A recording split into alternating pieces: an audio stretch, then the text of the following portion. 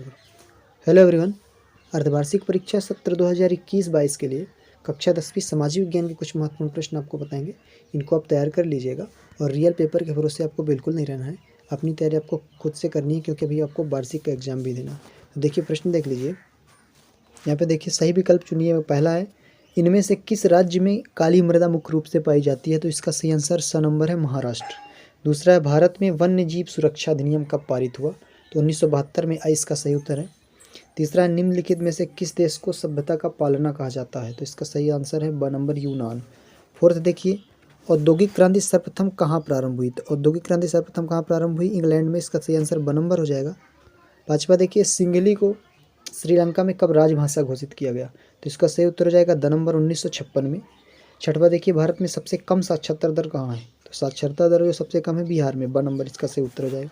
तो सही विकल्प हो गया। इसके आगे देखिए प्रश्न नंबर 2 में देखिए, रिक्त स्थानों की पूर्ति कीजिए। पहला है, देश के क्षेत्रफल का लगभग 27% हिस्सा पठारी है। 27 यहाँ पे देखिए उत्तर भी दिया हुआ है।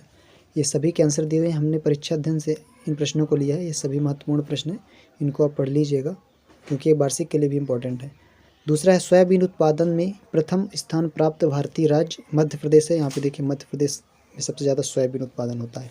तीसरा, 1801 में आयरलैंड को बलपूर्वक शामिल कर लिया गया था यूनाइटेड किंगडम में। थर्ड का आंसर है यूनाइटेड किंगडम, यहाँ पे आपको भर देना है। फोर्थ है, एक लंबे अरसे तक मुद्रित सामग्री का सबसे बड़ा उत्पादक चीनी राजतंत्र है। तो यहाँ पे आपको इसका आंसर है चीनी। पाँचवा नंबर है, श्रीलंका में गृह युद्ध की समाप्ति वर्ष 2009। यहाँ पे 2009 हो जाएगा इसका सही उत्तर। छठवा है, जनमत निर्माण में दल महत्वपूर्ण भूमिका निभाते हैं। तो इसका सही आंसर है दल। और सातवां है, खालिस्तान पहले ही भरना था, ऋण की लागत ऋण का बोझ बढ़ाती है। तो अधिकतम हो जाएगा यहाँ पे सातवें का आंसर। ये सभी इंपॉर्टेंट क्वेश्चन, इनको आप तैयार कर लीजिए और रियल पेपर के भरोसे बिल्कुल मत रहिए। आपको अभी वार्षिक का एग्जाम देना है तो खुद से तैयारी करिए अपनी।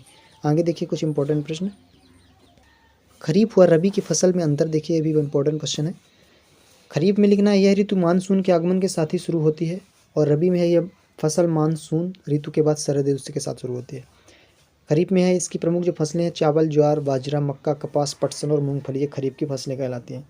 रबी में गेहूं, जौ, चना, सरसों, अलसी जैसे तेल निकालने के बीज, ये रबी की फसलें। तीसरा, इन फसलों के पकने में कम समय लगता है, किसकी? खरीफ की। और रबी की फसलों को पकने में अपेक्षाकृत अधिक समय लगता है। फोर्थ देखिए, इन फसलों का प्रति हेक्टेयर उत्पादन कम होता है और इन फसलों का प्रति हेक्टेयर उत्पादन अधिक होता है। खरीफ में है, ये फसलें सितंबर अक्टूबर में काटी जाती हैं और ये फसलें मार्च अप्रैल में काटी जाती है। तो ये भी इंपॉर्टेंट क्वेश्चन है, इसको आपको तैयार कर लेना है। इसके आगे देखिए कुछ और महत्वपूर्ण प्रश्न। लोकतंत्र में नागरिकों की भूमिका संक्षेप में बताइए, इसको भी तैयार कर लेना है। नागरिक देश की समस्याओं और मुद्दों के प्रति सचेत रहते हैं। दूसरा है, नागरिक अपने अधिकारों और स्वतंत्रता के लिए प्रयास करते हैं और लोकतांत्रिक व्यवस्था से लाभ उठाते हैं। तीसरा, वे कानून व्यवस्था के पालन में सहयोग करते हैं। चौथा, वे अपने अधिकारों और कर्तव्यों के प्रति सचेत रहते हैं। प्रश्न नंबर 2 है, यहाँ पे प्रश्न नंबर पर ध्यान नहीं देना क्योंकि हमने परीक्षा अध्ययन से क्वेश्चनों को लिया है। लोकतंत्र के परिणामों से क्या अपेक्षाएं हैं, व्याख्या कीजिए। एक सरकार जिसे चुना जाता है और जो लोगों के प्रति उत्तरदायी होती है उसे लोकतांत्रिक सरकार कहा जाता है। दूसरा, एक सरकार जो लोगों की आवश्यकताओं के प्रति जिम्मेदार होती है। तो इसको भी तैयार कर लेना आपको। यहाँ पे देखिए प्रश्न है, गांधी जी ने असहयोग आंदोलन को वापस लेने का फैसला क्यों किया? तो उत्तर है, आंदोलन जिस समय तीव्र गति से चल रहा था उस समय एक दुर्घटना हो गई थी जिसके कारण गांधी जी को आंदोलन समाप्त करना पड़ा था। 5 फरवरी 1922 को गोरखपुर जिले के चौरी चौरा नामक गांव की उत्तेजित भीड़ ने पुलिस थाने में आग लगा दी। गांधी जी अहिंसात्मक आंदोलन में विश्वास करते थे, अतः इस हिंसात्मक घटना ने उनके सिद्धांतों को आघात पहुँचाया।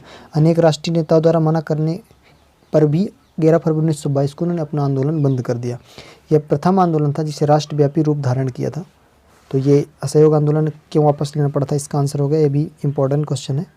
प्रश्न नंबर 5 यहाँ पे दिख रहा होगा, सत्याग्रह के विचार का क्या मतलब है, इसको भी आपको तैयार कर लेना है, ये भी इंपॉर्टेंट है। और जलियांवाला बाग हत्याकांड पर जो टिप्पणी है इसको आपको बता देते हैं, इसको आपको तैयार कर लेना है।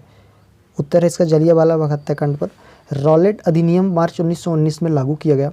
विरोध में पूरे देश में आवाज़ उठी। पंजाब में भी रॉलेट अधिनियम का विरोध हुआ। पंजाब में ब्रिटिश सरकार ने अनेक जगहों पर लाठी चलवाई। 10 अप्रैल को कांग्रेस के 2 प्रभावशाली नेता डॉक्टर सत्यपाल और डॉक्टर सैफुद्दीन किचलू गिरफ्तार किए गए और उन्हें जेल भेज दिया गया। इन गिरफ्तारियों के विरोध में अमृतसर के जलियांवाला बाग में 13 अप्रैल को बैसाखी के दिन विरोध सभा हुई।